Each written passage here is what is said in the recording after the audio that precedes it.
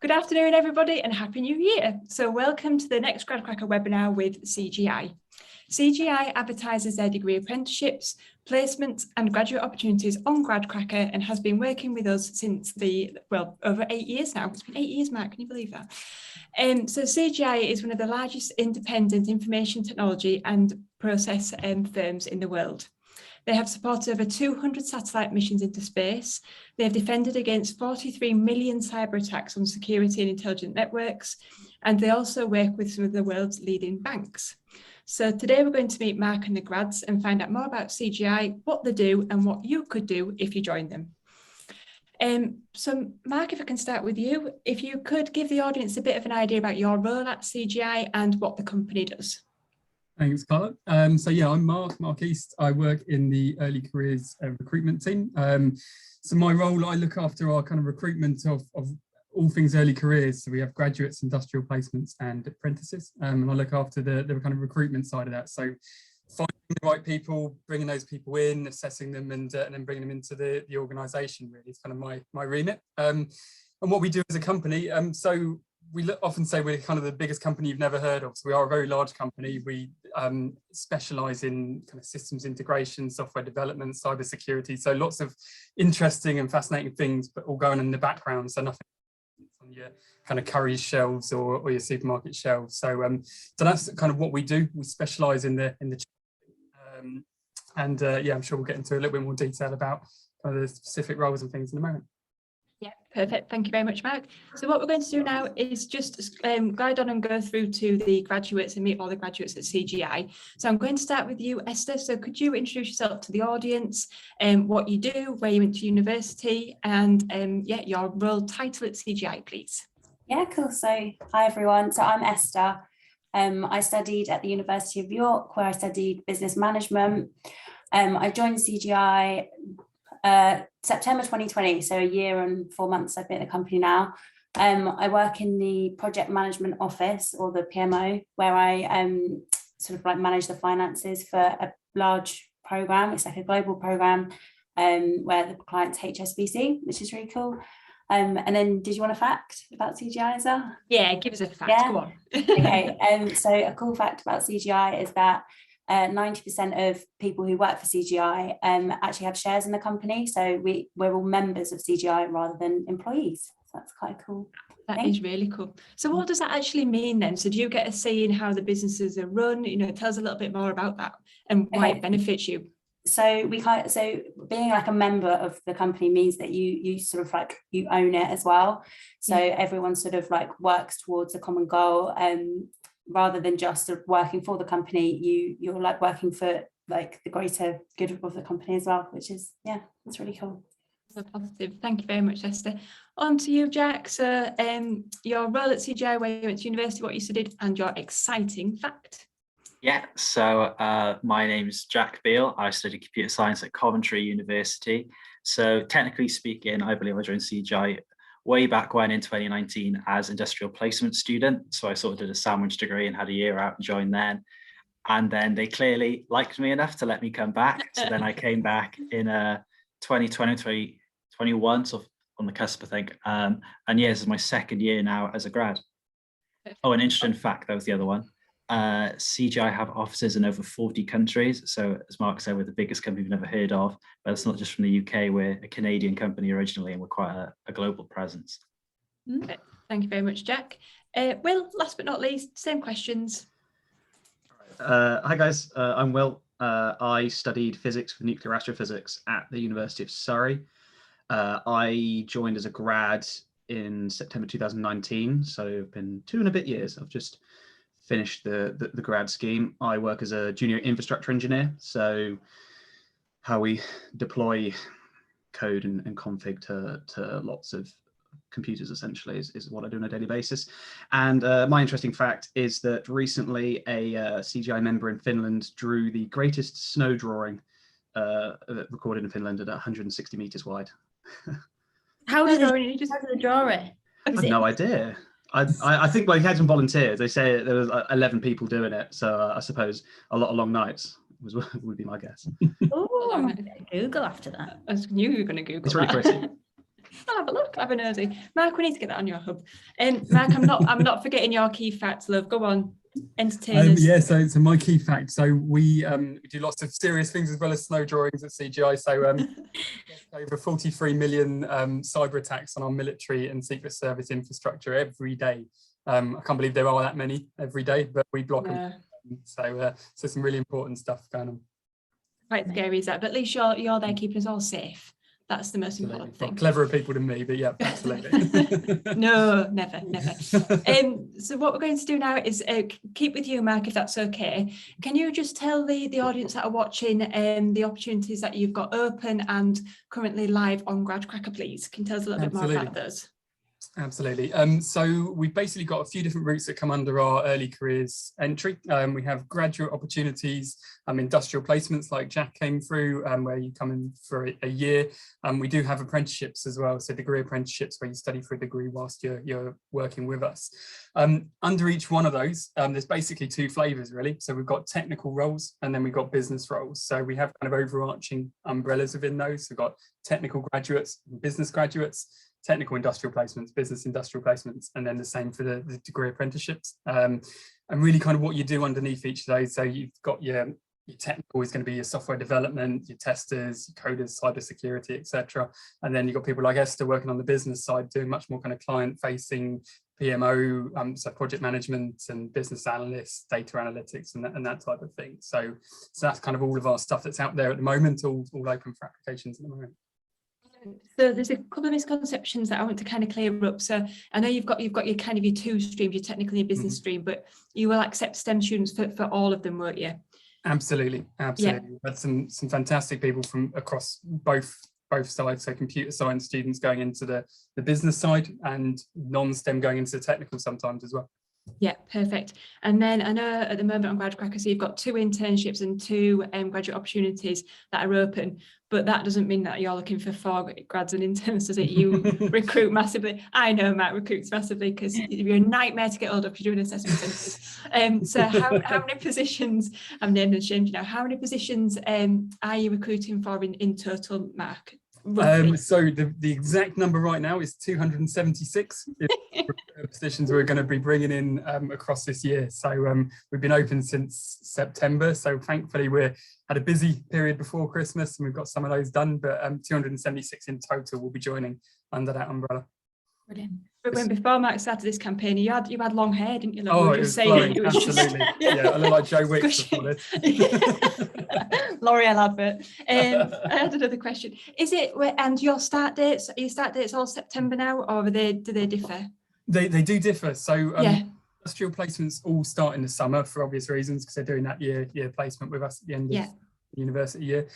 Graduates, if people have graduated already, then we do have intakes kind of coming. Had some literally join, did an induction this morning as it happens, and we've got some literally joining now, and we got them coming in throughout the spring. There'll be more intakes there. So for people who've already graduated, the bulk will be landing in the summer. So people in their final year now, and then coming to us at the end of their graduation. Super. And now on to so closing dates, manage expectations like timelines and things like that. I know it's a little bit different because you do have rolling start dates, but could you just give the students an idea of when they need to get their applications in and when you're holding assessment centres now, right? So application deadlines and things like that would be great. Absolutely. So we've probably filled about a third of our roles so far. So that an idea as to kind of where the pace at which we're working at, and we do try over the next kind of 2 months to be really filling the majority, because we work on that kind of rolling basis. We've got lots of different options from locations and role types to choose from. So the urge I would have, or the nudge I would give, is to say the sooner the better in terms of getting your application in, because if you get your application in, you're going to have more choice when it comes to locations, you're going to have more choice when it comes to roles. There may still be some open in a couple of months' time, but it may be we're talking about more remote offices. We've got offices in the Scottish Borders or Aberdeen, for example. Maybe looking at more specific things there. So I would definitely say to keep your options open, go for application within the next couple of weeks, really. And then just one last question from me, Matt, before we move on to the grads. So if a student was applying, do they have to put their preferred start dates, their preferred locations and everything else? Is that all in the application process? Absolutely. So we've got an application form there, which there's a drop down of the possible start dates to possible roles and then possible locations as well. Just a quick tip around that, I would say, if you're potentially open to lots of different things, we will talk about your preferences with you, but just make sure that if you are open to different things, it is reflected within your application form, just because if you don't select it, you won't be kind of shortlisted down against those roles, if that makes sense. Yeah, of course it does, yeah. Mark, I have a question. Can students apply to multiple roles? So you can apply to, if you're a graduate, you can apply to both the technical and the business. So you can apply to both of those. We'd normally be looking for somebody to be focused on one or the other as a start. But we've had good people before who've come through and applied to both. So yeah. Okay, cool. That's fine. It's good to know. Brilliant. Well, that's a good start, I think, to what we are, who we are, and what we've got on offer. So what I'm going to do next is, Esther, I'm going to come to you, and if you could just tell us a bit more detail about your role. I know you slightly touched upon it, the projects that you're working on and who you're working with, but if you could just tell me a bit about your story so far at CGI and the kind of experiences you've had. Yeah, sure thing. So started in September 2020, as I said, and I was put in the PMO team, which is Project Management Office, for the HSBC Trade Transformation engagement, which is actually, the client's actually based in Hong Kong. It's a global engagement, which is really, really cool, because I work with people like from the US, from people from India, Canada, Australia, literally everyone's from everywhere on the engagement. It's really cool, like meeting people from all over the world. So the Project Management Office sort of supports the project managers, and it's kind of the supporting function for the engagement. So I kind of started off in the PMO, just sort of helping around things like onboarding, different types of reporting and tracking. And then I want to say last April, they offered me the finance manager role. So this means that I have a mentor as well, but I manage, because it's such like a large program, but I manage the finances for the engagement, which is really cool. So that involves things like financial forecasting, health checks, it's similar, like financial tracking, invoicing, that sort of thing. And then the really good thing about like working on an engagement like this is that you can move around different roles. So a big part of being a project manager is also like to do, you've got to know things like project planning.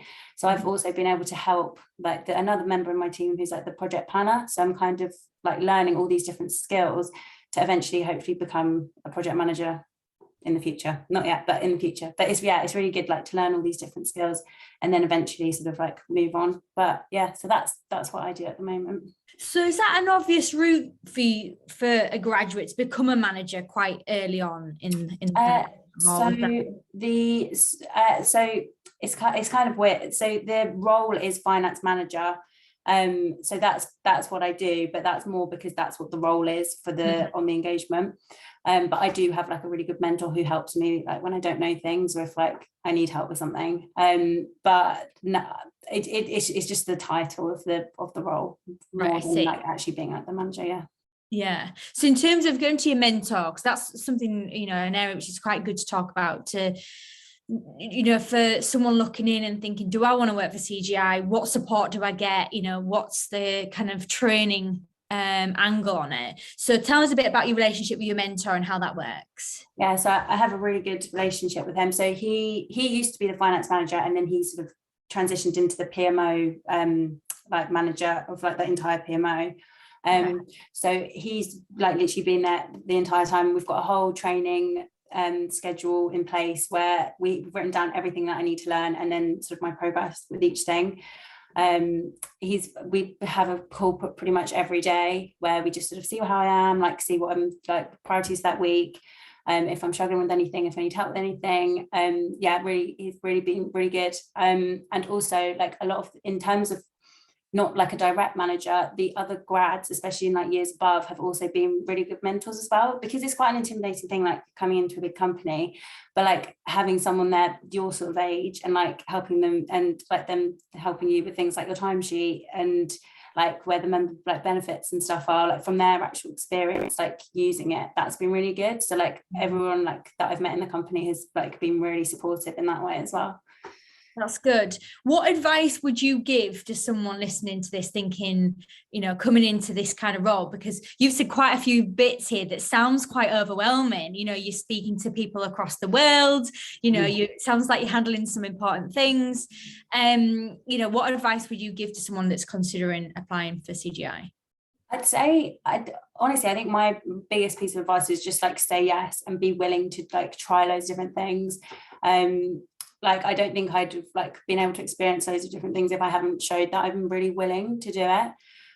So yeah, and like it's okay if you get things wrong as well. Like they're not, you know, like people are there to support you through it. So yeah, I'd say just like say yes to everything and like just try. And also you might find something that you really enjoy that you didn't know you like would have enjoyed if you didn't say yes. So yeah, I'd say that's kind of like my biggest piece of advice. That's a really good point.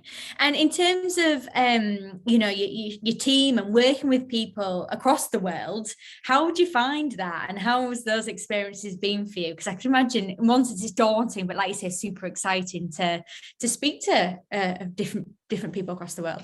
Yeah, I feel like it sounds more scary than it is, because like once you like talk to them, you do like build up a relationship with them. And the only thing that I'd say is a bit of a challenge is like the different time zones. Yeah. So like you've got like India who start before us, and then there's us, and then you've got the US who start later. So like I'd say like 12 o'clock, 1 o'clock is like the time of like when everyone's like online at the same time. There's a woman on our team actually who's based in Australia, but she works like a split day. So she works in the morning and the evening. So yeah, it's really, really cool. You really notice like the different cultures like between everyone as well, which is really interesting actually. And is there any plans for you, Esther, to travel and move around the world with CGI, or what do you think? I would love to. I've spoken to like the HR in Australia, but it's just they're being really strict about COVID and everything right now. But yeah, there's really good opportunities to travel. And no, before COVID, so I started my job like during the pandemic. Sure, But I know like beforehand, like lots of members on my team, like they travel to and from India a lot, and then like the US too. So, and yeah, like Hong Kong, we've got like people based in there too. So yeah, like loads of opportunity to travel, just like need to wait for COVID to die down a bit. Yeah, fingers crossed. Yeah. Perfect. Well, thank you so much for the introduction, Esther. Jack, I'm going to come to you next. Similar question. So tell us a bit about what life is like for you at the moment, Jack, and what your experiences have been so far. My experience has been very good. So when I first joined as industrial placement, it's slightly different to how the induction is now. A lot of that, well, it was all in person. Now it's all virtual. But they had a sort of induction day, and it was going to be in Sky Gardens in London. We've got a base office, and you got to meet some project managers, things like that. And originally, you know, when Mark talks about areas you'd like to go, I was meant to be in Bristol. And I started talking about different projects, and I quite like big data and technologies, sort of predictive patterns, and that's sort of been my passion during university. And there was a project like that in Surrey that suited me a lot better, and I sort of spoke to Mark and recruitment of people in CGI, and they actually were able to, in about a month's notice, move my base office to Surrey to put me on a project that I was more suited to. And that's one of the big benefits of CGI, is as we are a larger project, you can sort of go where you think you're best suited, and CGI is really good at accommodating things like that. Mm-hmm. So when I was on that project, it was all in the office, and I really, really enjoyed it. And I'm sort of back in the same area now, so doing similar work, but because of the world we live in, it's all very much more remote now. So I use a lot of cloud technologies, AWS and things like that. In regards to training, I think you sort of get out what you put in. A lot of training's mandatory, and that's sort of standard for all CGI, whether you're business or technical. But because all projects are very bespoke, so whereas I work with Java, someone else might use Python or C# or whatever programming language, we always haven't got, you know, the same training. But any training I've asked for, I've been able to get. Even on placement, I asked to do an Agile Scrum Mastery training course. So I'm a qualified Scrum Master, and it's really good in my CV, you know, whether I came back to CGI or not. That was, you know, a really good thing that gave me that opportunity. And even at the end of the month, I've got some Java accreditations, which I'm going to be sitting as well. So even if you haven't got any sort of formal training given to you, don't be afraid to ask, because there is training out there, and they'll be able to accommodate that for you. Carla, it's always a running theme with these webinars, isn't it? That, you know, when we speak to graduates like yourselves, there is that theme of you've got to put yourself out there, ask the questions. No question is a stupid one. You know, the more that you put yourself out there, it's better for you for the exposure, but also for you to experience those things that you might not have experienced before. And again, Jack, you've just said it looks brilliant on your CV as well. For sure. It's It's such a big benefit, because you forget what sort of things are out there. Because obviously I'm doing a technical path, so people got in their heads, the computer scientists sort of sitting in their room typing code in the dark all day. And then I remember Mark asked me once, would I help doing an interview with an assessment centre? And I said yes. Then that gave me sort of that bit of public speaking, and that gave me the opportunity to do more things. And I'm talking to you now, which, you know, not necessarily in the contract, doing a grad cracker webinar, but then there's lots of little things that once you sort of start saying yes, more and more opportunities will come your way, because people will start to see you as more of a yes type person, and you really do get out what you put in. So I'd always recommend to anyone, whether you're CGI or not, give things a go. There are opportunities there. I think you need to read the small print, Jack, because it is in your contract. Everything grad cracker is in your contract. So dig it out and have a go at Mark. But I think, you're right. You're right, Jess. You know, Esther and Jack, you've both touched on it. And I know that Will and Mark, you've been nodding along all the way through. It is just putting yourself out. Yeah, I think as well, you don't know what you like and what you don't like until you've experienced it. And you might think, oh, I don't really like doing, I don't think I'm going to like doing that. But then when you do, you know, even it's a new skill, it's a new hobby, it's a new interest, isn't it? So yeah, I definitely second what everybody's just been saying. It was a big reason why CGI as well for me, because it's such a large sort of global company. If I didn't like, you know, doing Java development work day to day, I could sort of transition to something more like what Esther's doing and more of the business route, or find maybe a larger project where I work with more people than a smaller project. And there's a lot of different opportunities out there. So that's another good benefit by working for a company that is sort of more diverse, is that when you're younger, might not be so certain of what you want to do, you can try out more different things before sort of making that final, this is my career now. Yeah. Is that how the graduate program works then, Jack? Is it, do you go on like different rotations and things like that, or are you kind of on one project until the end of the program? Tell us a little bit more about that. So it's a lot less stricter than a sort of typical grad scheme where every 2 months you rotate. It doesn't quite work like that, because all of our projects differ. So there's different contracts per project. Some very short. I know one project that's been going 15 years, and people on there that love it because they know what they're doing day in, day out, and they like that routine. But whereas I prefer working on lots of short-term projects where next month I don't know what I'm doing, I'm learning something new. And that's just more what I'm personally suited to. So there isn't a one size fits all. I know people have gone to a project and they know throughout placement that's what they were going to stick on, and they thought, well, this isn't quite for me. So they either changed roles in the same project from maybe dev to testing, or they just changed projects.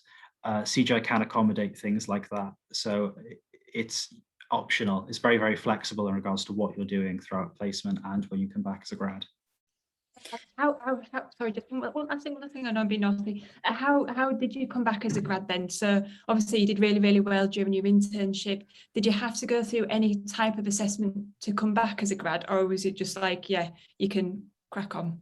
It was very, very nice and relaxed, especially the year that it was. Being that we got the contract sort of to sign to say if we wanted to come back as a grad whilst we were still on placement. So whilst we were there, we could sort of talk to our managers about, hey, would you be interested in me coming back? Whilst officially, when you sign to come back, you're not signed to a project, you just come back to CGI. You can sort of more informally work out where you're sort of going to be. And because I've already got that connection, it sort of made sense. I've already got my friendship network, people I worked with, and things like house and things to sort out. And I remember all my friends when I was doing my dissertation frantically trying to look for a job, a house. Then all of a sudden a pandemic hits and they can't go into university. They don't know where they're living, who they're working with, how much for. I know people who had contracts, they were sort of bragging about these very insane jobs in London, and they ripped up the contract and they just didn't offer it. And they've now got a very expensive flat in London that they thought they had, and all of a sudden that was taken away. But CGI kept all their contracts. They didn't, get rid of any of that for anyone. So I was sort of bragging a little bit that I was settled and everyone was living with the role I was going into, sort of the pay, the benefits. And I was very stress-free compared to a lot of people that was doing it. So I would recommend placement just for sort of that sense of security that CGI can offer you if you do well on placement. Yeah. Another perfect reason why you should do a placement. Jessica dreams of students doing placements. Yeah. Do Placement, she says it. Placement, please do. I was going to say about location, because it's just another thing again that Esther, you've kind of brought up, but obviously worldwide, and Jack, you've kind of touched on it just within the UK. But, you know, sometimes students will come to me, or they'll say, oh, I'm looking for a job in a particular location. And I always say to them, you know, be flexible on your location, because it might be that you start actually an opportunity in one location. And like you've both said, it could be you get that experience, you think, actually, I want to go somewhere else, and I want to do something completely different. So what would kind of your advice be on that? And can you kind of second anything? Because sometimes people listen to you guys rather than me going on about why you should be flexible. So is there any advice that you would give to anyone listening about that, and why you should, and why it would benefit? Jack? I mean, Jack? It helps a lot, because you don't sort of know where you're going to be down the line. I know that me and, you know, some of my housemates have been, because we're more based around London, have looked at, you know, things like even just property prices. I thought it was quite expensive here, but you could go, and I know people have done it, move to CGI Scotland, where it's a lot sort of cheaper, and they can sort of more build up a sort of more permanent life and get homes they're renting, things like that, and settle there without having to lose sort of their job and go through the whole application process again. And that sort of reassurance of being in a larger company, that you're not fixed to a location. And because we're all going more remote, it's becoming sort of almost less important where you're based. I was on a project in London, and I was working with people from CGI Scotland, like, you know, Esther's communicate with people in India and things like that. Yeah. And so CGI aren't all that worried as to where exactly in India they're based at that time. Yeah. So it is becoming a lot more flexible. So even though if your base office is somewhere, you can sort of work out how often you're going into the office, because it varies dramatically. I used to be going in 5 days a week. Now it's, you know, only twice a week, and some people it's not at all. So it's changing a lot in regards to being fixed on a location anyway. So even if you are somewhat fussy about it, you know, the company isn't as fussy as, you know, maybe it historically was, or other companies were. And it always helps, because it helps your network as well so much. The more places you travel, the more people you meet, and the more experiences you get. I got a message last week on my CGI teams from someone. It was someone I played hockey with at university, who recently joined CGI a month ago. And they're still based up in Coventry, where I went to uni. And it's nice to sort of have that, and you get that a lot more with a larger company. Yeah, definitely. Oh, that's cool. Perfect. Will, I'm so sorry I've left you hanging for the last 20 minutes. Finally, please tell me all about you and what you've been up to. I apologise that I'm only just coming to you now. That's absolutely fine. So yeah, like I say, I joined CGI. It feels like a long time ago now. September 2019, a completely different time. And I spent a few months bouncing around a number of projects, or like a couple of smaller ones. So I did a project building a smart greenhouse for a local school. I did a project, a little 3-week project, building a specific bit of IT network for a very small client. And sort of for about the last 15 months, I've been on a sort of a long-term project like the one Jack described for a stable client, which is just sort of what suited me at the moment. I graduated university not knowing anything really about IT. I'm a physics student. I didn't really know much about the IT world, but sort of like the first 3-6 months, CGI really put a lot of effort into training me up and getting me some base skills that I can go and apply to projects. And now, sort of 2 and a bit years down the line, I'm a infrastructure engineer. So sort of my day-to-day role is something I would not have imagined I'd be doing, you know, when I was at university 3 years ago. I really do have some of those moments where you think, wow, how have I ended up here? And like Esther said about the whole saying yes sort of thing, that's basically how I've got to this point now, is just I've said yes to a ridiculous amount of things. Perfect. And that's exactly the way you've ended up. Physics to IT and taking over the world. It sounds like you three actually work for completely different companies, doesn't it? When you actually have it really does. It doesn't actually sound like you all work for the same company. But Will, so sticking with you, so that's a whole other discussion on, you know, again, what we're saying to students here at GradCracker. You know, when you go onto the search, you click physics, you're going to see a range of companies with, you know, looking to recruit physics students that work in lots of different industry sectors. So as a physics student, what kind of initially attracted you to CGI, and what was your thought on why you wanted to work there? That's a good question. I remember trawling GradCracker as a graduate and thinking, seeing all these jobs. So what did attract me about CGI? Well, So I don't know, this might just be me, but the role was described as not vague, but very open. So it was a technical graduate. You see a lot of roles on GradCracker that are, you are going to be this person and have this exact role. This will be what you're doing every day. CGI was sort of, you will be you'll be a consultant. You will work for loads of clients doing lots of things. And for me, that's really attractive. Like Jack says, sort of learning loads of new things and going out and meeting new people. That's what I'm about. So the whole consultancy side of things as well. So, talking to clients all the time, building those relationships, that's really me. I didn't want to be that person that went into a tech role and like Jack described, sat in a dark room and coded 24/7. That's not what I'm about. I'm a much more people person. So that aspect really appealed for me from a CGI perspective. Yeah, brilliant. That sounds good. So I'm going to move on just to quickly come back to projects. I know we've kind of covered projects slightly, but Esther, is there anything that you want to add in terms of maybe the favourite project you've worked on so far? So I've only worked on the HSBC trade transformation engagement. But basically the really cool thing about CGI is there's so many, I know like the other two have touched on it, there's so many different things you can do. And it's like different projects, you can do different roles as well, or even within the same like one project, you can do different roles like I've done. So I guess my favorite one is the only one I've been on. Good answer. And how long do you say that you're going to be staying on this project for? Well, I think this project is going to go on for years, but I'm not sure yet. And maybe I think 2 years for me on this one will be a good amount. Like try and like learn like loads of different skills and like learn different roles and things. But I think I'm not sure yet. So I'm going to kind of ask you two questions here because we've kind of done project, but since you're talking about your future, what would your future look like then? If you're going to, you obviously have the option to stick on this project for the next 2 years, I guess, or can you decide to leave this project and move into another one sooner rather than later if you want to? So there's an internal job board where you can like go and look at all the different roles that are available, and you can kind of see which ones that you want to go for. I came into this project really wanting to be a project manager, and I think that's what a lot of like business graduates do. But since working on this program, a program's basically a really large project.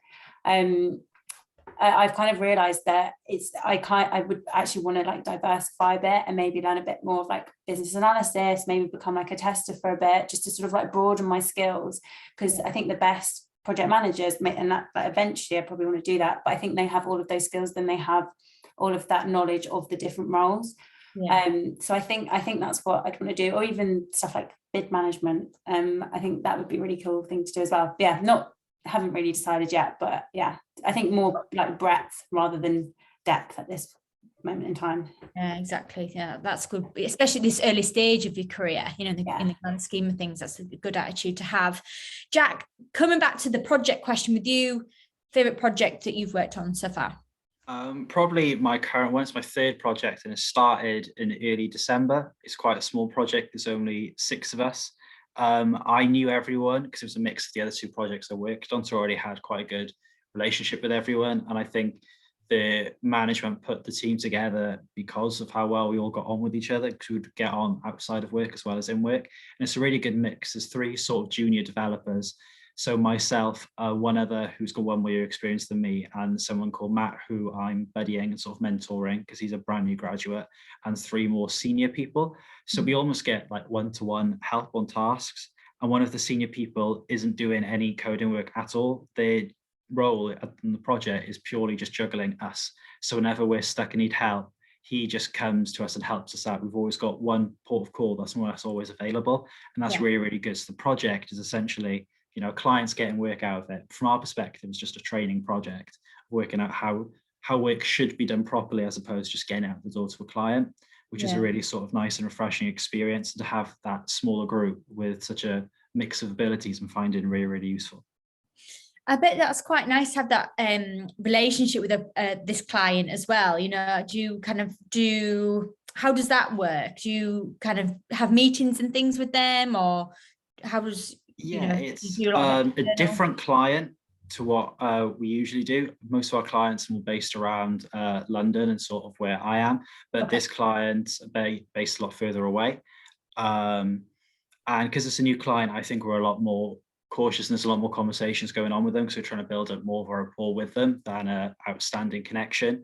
And I think it's somewhere in Ireland they got an office, and we're going to be going over there sort of once a month, which would be really, really cool. That'll be a new experience for me, because the type of work that I do, I get sort of a few more, I don't get as much opportunities to travel as maybe some other projects. Right. That's just the nature of sort of what I like to do. But the ability to go to Ireland once a month is something I would like to do. So that's really, really nice. The more, as you were saying about connections with the clients, that's more the work I think I would want to go into sort of long term. Scrum Management would be the role, if I had to give it a name, which is essentially I'm sort of like organizing all the different developers. I'm quite a stickler for things like documentation and having a process and having everything sort of done in a certain order to get it to a nice outcome. And you're sort of overseeing that everything's running as it should be. And I think that's something I would like to do more long term. That's like, Carla, that's what you're like to me. Nice. I was just thinking, I am like Jess's order, and I was just thinking, Jack, Mark, I'd like you to be a bit more like that. Like, oh, this is an order. Come on, Carla. Rather than the chaos of our relationship. It isn't lovely. I do love you for it, though. You keep me on my toes, don't you?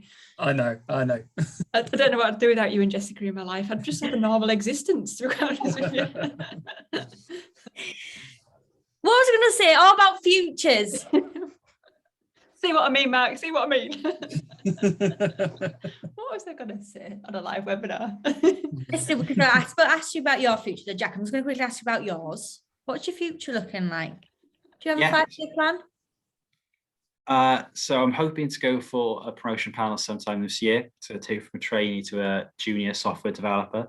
CGI has lots of different paths. I think we've recently expanded, so I don't know all the new career paths, but I know there's a lot of them, and we've got sort of 7 levels. So when you join as a graduate, you're level 1, and then it goes up to level 7. So I would want to join, and whereas most people would go for the software engineering path, I want to go for an agile developer path. They're very similar. The only sort of main difference is if you're a software engineer and you like Java or Python, that is your coding language, and that is what you do, and that is sort of, you get better and better at that one skill. Whereas agile, because you're a jack of all trades, and that's more what I want to do. I prefer working on short projects with newer technologies for a short length of time rather than something more consistent. So I'd want to go down more that path, and that's what I'm hoping to go to in the next sort of 5 years. Do you easily get bored, Jack? It's quite bad, isn't it, when I say it? But it's more that I like, because it's all new technologies and sort of older stuff, and I like sort of more cutting edge projects. The area I'm in is secure innovation, and sort of the name innovation sort of, I think, says it all, and that we're trying out new things. And some of the projects we do for clients, they think, actually, that's not as good as we thought it was going to be, because we're all using new technologies. But other times they think, oh my God, this is amazing. We should build loads and loads of systems out of this new technology that you've discovered. Let's go with that.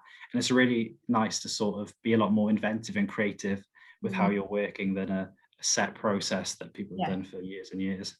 Yeah, again, you're the right time of your career to be able to do that. So yeah, it's good. It's exciting. Will, favorite project that you've worked on so far? You've worked on quite a few different ones by the sounds of it. Yes. Well, I think it's probably quite good representation of CGI that all of our current projects are our favorite projects, because it'd be bad if we're all stuck on projects we didn't like. So I'd have to say my current project gives me a lot of scope to do a number of different things and try out a number of different technologies, and it's very interesting work. Yeah, I can't really sort of add much more than sort of what's been said. And then what would you say your future plans are with CGI? So I recently did the promotion that Jack was talking about, and actually had to write a 5-year plan for the presentation. Okay. So I've got this well rehearsed. So the next sort of year or two, I want to keep going down the infrastructure path I'm on. So sort of become a specialist in one of the sort of technologies we use, and then at some point I want to make the leap across to either sort of what Jack was describing, sort of agile management, or something more like Esther described, to a PMO role. So a bit of project management, a bit of people management, something along those lines. But I want to get a real solid technological base, sort of experience a lot of projects, good ones, bad ones. Not that CGI does bad ones, but sort of get that really nice base and experience, so that then when I do make the jump across to management, I'll have a good level of experience. Yeah, sounds like a very good plan, guys. Mark, I think we're going to go on to about your We opportunity. are going to go on to Mark and so we mentioned before about the opportunities, Mark, and I know that the grads have all spoken quite highly about the training and development and things like that. Is there anything that you wanted to add to that about the training and development that is on offer at CGI? Is there anything that you wanted to include? Yes, I think it's been a really good representation of it in terms Definitely. of the variety we've got on today. A lot of the training, the bulk of your training in CGI is going to be role specific. So you'll hear from everybody there. If we'd given all three of these people exactly the same training on day one, then they'd all be exactly the same people right now doing the same role. And that's not what we're looking for. So there's really kind of the role specific side of things. One of the things that's developed quite a bit over the last kind of couple of years, so since these have joined, has been some of our foundation training. So some of that training that is provided to all of our early careers members. So there's more kind of adding a few more strings to your bow in addition to kind of the kind of role specific training.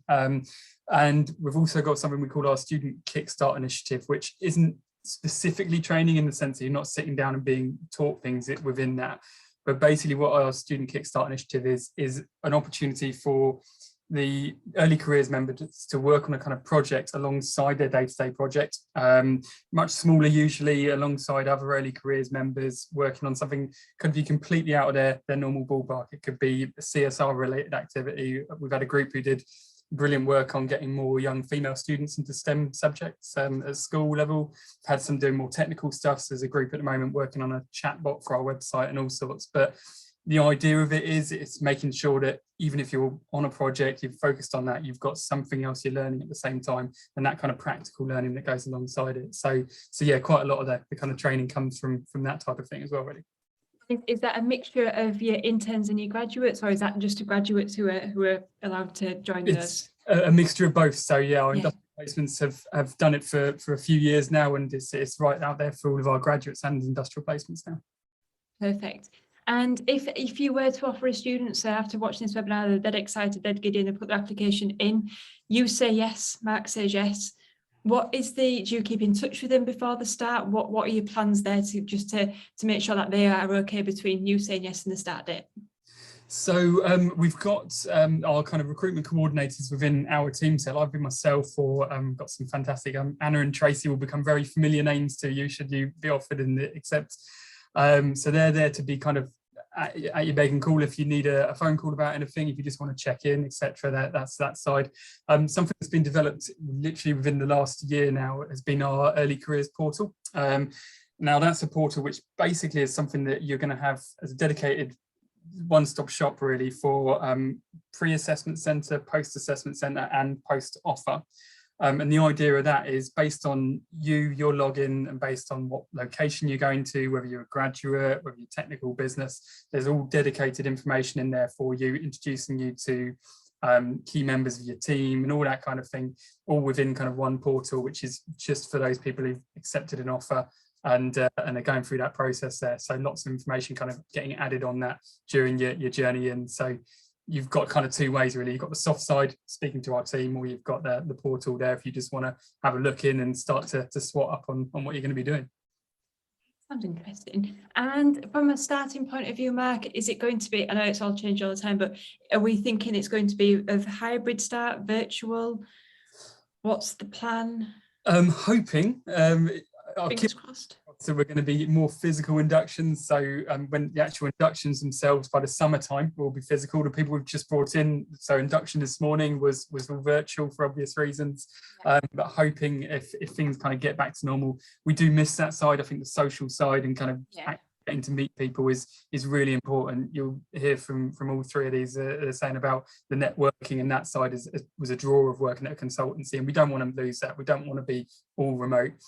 That being said, I think there's a lot to take away from the hybrid side of working that we will, the silver linings, if you like, of having that flexibility, having that opportunity to work from home as well. So I think hybrid will be the general working pattern going forward. But inductions, fingers crossed for physical.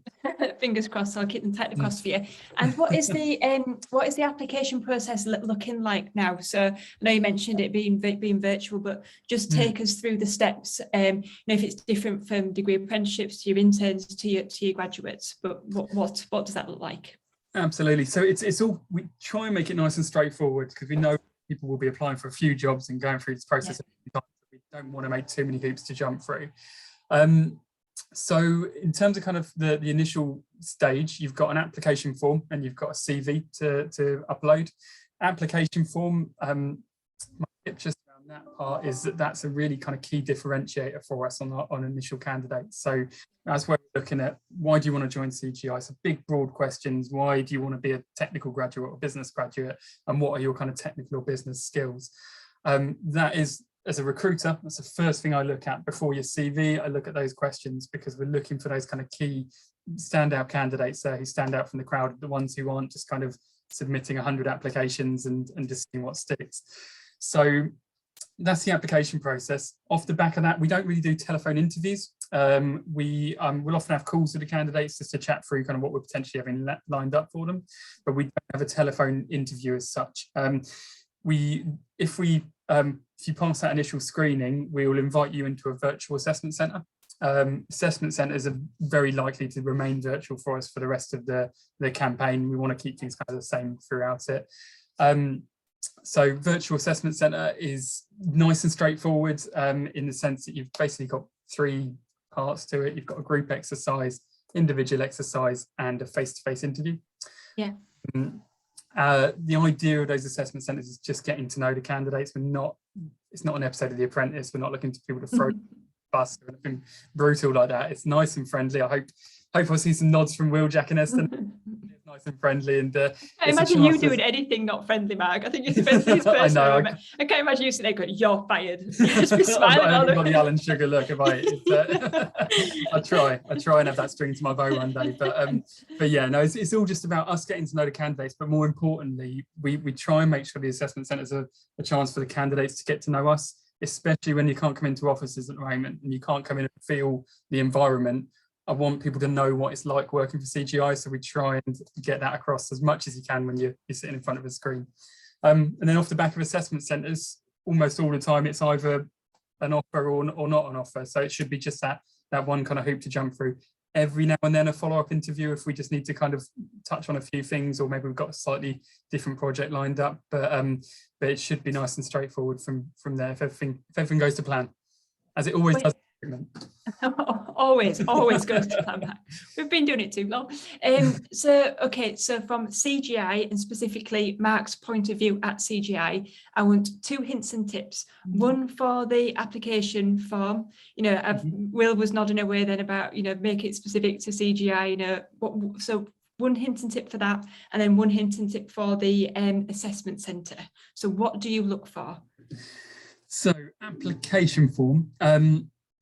It's passion, getting your passion and getting your personality across on the application form. There's good things to get on there which aren't part of that. So you're if you're doing a technical role, getting any languages that you've covered on your form, for example, or getting some of your kind of transferable skills. But the thing that we have to look for is people who have an applied interest in what we do. Now, that goes for the business students as much as it goes for the technical. If you're coming in and you're doing a project management role, not expecting you to be able to code, not expecting you to have been building computers since you were 12 or whatever it is, but still you're going to be working in an IT consultancy. You have to be interested in this. It has to kind of spark your interest in terms of how technology is changing things, how the emerging technologies are going to be kind of mapping the world going forward, and all that kind of stuff. It's got to have a little bit of a spark of interest for you, partly because that's what's going to get you far in the company, but also if it doesn't interest you, don't work at an IT consultancy because it'll bore the back teeth off you. It's got that passion in it for you. So getting passion across. The application forms don't have to be War and Peace. It doesn't have to be the biggest thing you've ever written, but we have a big range in terms of what we see. We have some people want to work at CGI because I want to work in IT, and that's the full text box. That's all we've got. And we've got people, I want to work at CGI because I've seen you doing this project, I've heard about this, I've read about that, etc., etc. And that's where you'll stand out. That's what all 3 of these would have done. I'm sure. I'm sure. Assessment centre wise then, biggest tip for assessment centres, it's really easy to sit from where I am saying this, but it's about being yourself. It's about going in and just being yourself within it, being true to yourself. We're not looking for the loudest person in the room necessarily. We're not looking for necessarily the leader in the group exercises. I think people have been, I know I mentioned The Apprentice earlier, but I think we get kind of twisted visions of these exercises from The Apprentice, where it's like, if you don't have the right idea, or if you're not the leader, then you're not going to win the group exercise. It's just about seeing your soft skills and seeing where you slot in. Then you might be the quietest person in the room, but you might play a completely different role in a group exercise. So it's about being yourself within it and being true to yourself on it, and try and relax as much as you can. As I say, no one's looking to catch you out. Mindset to get into for any assessment centre is to think of it as your assessment centre. It's your opportunity to go in, meet the company, understand what it's like, and decide, is that where I want to work? If you happen to get a job in the process, then brilliant. But if you have that mindset, you'll come across as a really plausible candidate. It's a two-way thing, isn't it? Like the whole interview process, 100%. assessment centre, you know, it's you to ask Mark, I've got an echo, ask Mark questions, for example, or, you know, just make sure that you want to work there as much as Mark wants you to work at CGI. And then for the future of CGI, Mark, are there any exciting plans, developments that you can share with us that potential grads might be involved in? There's, I mean, from a project point of view, there's, I mean, it blows my mind kind of the stuff we've involved in, and it blows my mind almost literally, in the sense that I cannot get my head around it. But there's emerging technology is something we're really focused on, and that's moving incredibly rapidly. So your machine learning, AI, all sorts of different things going on there. From the kind of alongside the projects, if we kind of stepped away from that, there's a lot of our focus at the moment is on becoming net zero. So we've got a target to be net zero in the UK by 2026, I believe it is now. So it's been brought forward from 2030. It's a big passion of our UK president, Tara. She's really passionate about kind of our environmental side of things. So I think there's a lot of work on just members individually reducing our carbon footprint, but also about the projects of our clients and how we can do that. And then just all the stuff that goes alongside our jobs as well. So we've got a lot of networks, a lot of diversity networks, and various different things that you can get involved in. And when they're saying about saying yes to projects and yes to things, I think saying yes to these things along the side as well, so saying yes to these opportunities can really open things up for you. So it all depends on what your personal interests are, but there's the mental health side of things. I've become a mental health first aider myself, something that's close to my heart, and I love the fact it's something we've got in CGI. We've got a neurodiverse network, and we've got all sorts of different things going on, but it's just about kind of grabbing hold of these opportunities and seeing what you want to get out of them, really, and what you can offer back. Yeah, I think there's so much that CGI can offer, but you know, project-wise, role-wise, diversity-wise, it's just such an amazing company, isn't it? So thank you. What I want to do is just quickly go around the room and just speak to the graduates about what you think are the key benefits of CGI. So Mark's mentioned a lot of points there, but Esther, for you personally, what would you say is a key benefit of CGI to you? There's so many things, but I'd actually say the training is really good. So like I came in as a business grad, like studied business management at university. I didn't have like that much knowledge of like technical like processes, like software development cycles and that sort of thing.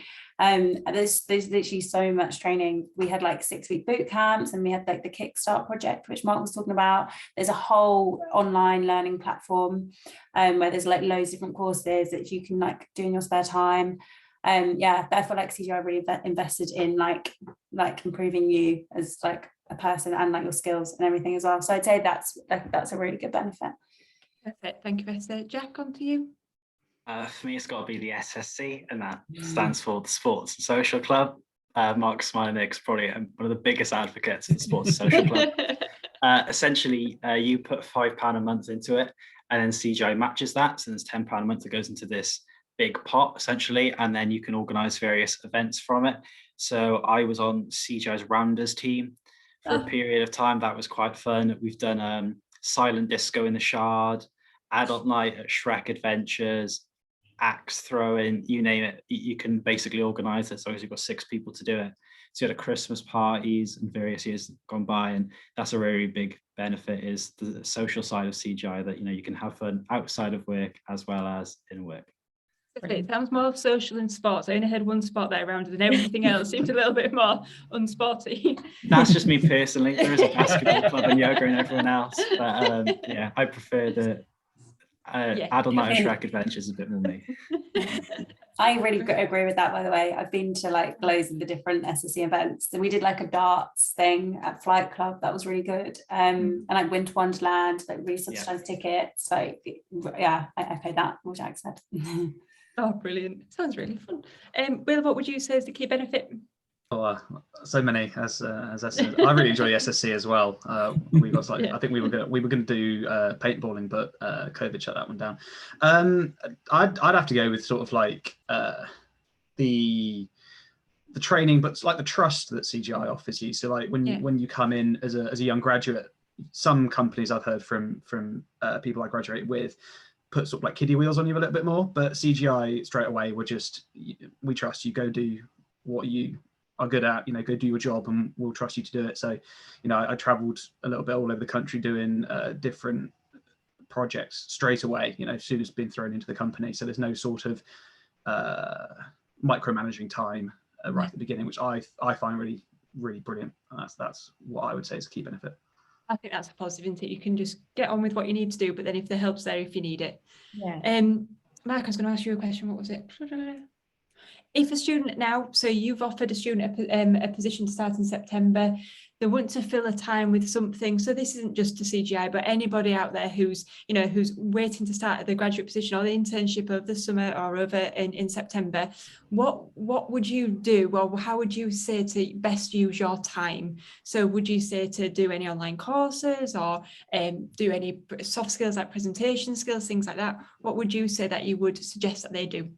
I'd get a little bit of guidance from whoever. So if it was CGI, to myself or one of the team, ask us what you could do specifically, because we get some people asking that in that kind of build up time, and get some really good stuff from the project saying, right, actually have a look at this, here's some case studies about that you're going to be going on to, or this is a technology you're going to be using. And maybe we've had people literally start learning a programming language that they weren't going to do and picking some of their kind of final year modules based on what they're going to be kind of coming into. So definitely reach out to the recruiters, and if they can guide you, I'm sure they will.